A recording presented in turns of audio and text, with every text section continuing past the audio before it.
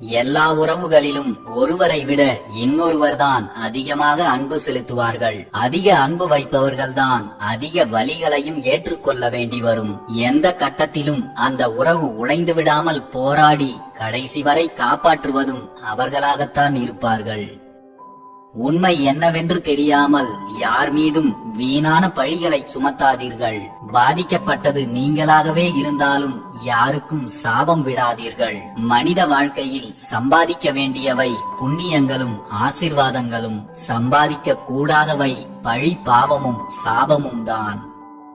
வாழ்க்கையில் இல்லாத போது தேடுகிறோம், இருக்கின்ற போது அலட்சியம் செய்கிறோம். உறவுகளை மட்டுமல்ல, சில சந்தோஷமான தருணங்களையும் தான்.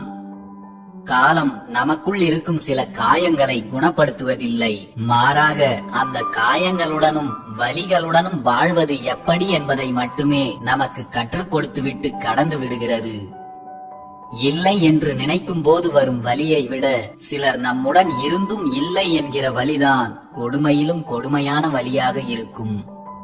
நம்மை ஒருவர் மதிக்கவில்லை என்று நினைப்பது முட்டாள்தனம். அவருக்கு நம் மதிப்பு தெரியவில்லை என்பதே நிதர்சனம். அப்படிப்பட்டவர்களை கண்டும் காணாமல் போய்விடுவதே புத்திசாலித்தனம்.